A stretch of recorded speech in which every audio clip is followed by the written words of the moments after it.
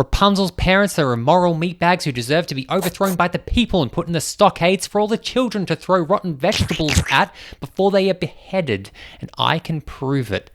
You see, it's all within the first 10 minutes of the film. Eugene Krabs is describing how a single drop of sunshine or something fell to the earth and caused a yellow radioactive flower to grow. Now, this radioactive flower has the power to heal all kinds of things. Fatal injuries, deadly diseases, even reverse age, and it can also make your John Thomas larger. Okay, that last part wasn't in the film, but I imagine that's the case.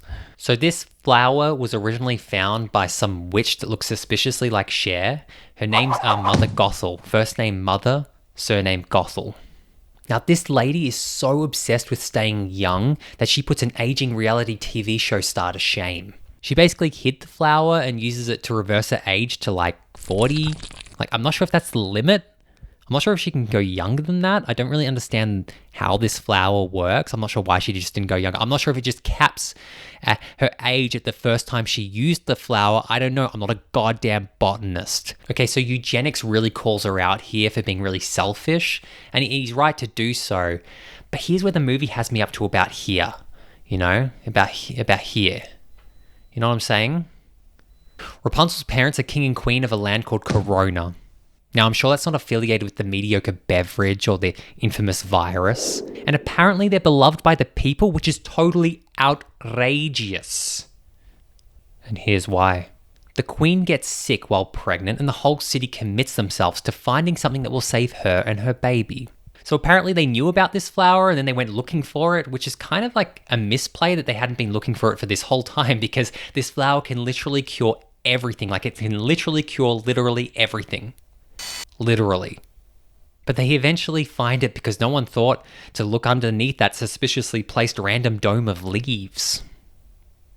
And they dig it out, and look how they dig it out. Oh my God, what are you doing? It's gonna dry out! So once it was dug, they transported it to the royal family to consume. And remember, this is just a mere minute after the film is blasting Mother Gothel for only using it for herself. But we're supposed to be cheering that the royal family are going to consume the whole thing just to save the queen and her child. Couldn't you argue that the queen was merely using it to save herself and her child, when that's all Mother Gothel was doing, was saving herself from death as well? Now, I'm fully aware of how much of an arsehole I'm sounding like right now, but I'm an arsehole with a point. Just hear me out. I swear I've got a point. The kingdom should have studied the flower to make sure they weren't wasting an opportunity of a millennia. I mean, Mother Gothel and Rapunzel demonstrate that it's an endless renewable source of healing power that could literally save the world. I mean, they could have opened up a hospital to cure the whole world of all its illnesses. I mean, just think of all the medieval diseases that were going around then. Like, let's have a look.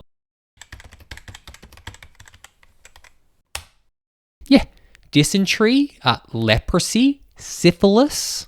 They're all pretty big names. You don't think those townspeople deserved a little bit of healing before their genitals shriveled up and fell off?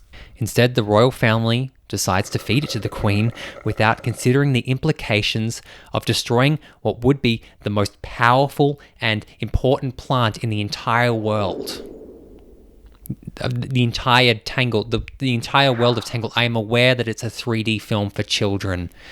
All right, before you start writing that little comment on my YouTube video, think of how many women died during childbirth in that very town after that flower was found.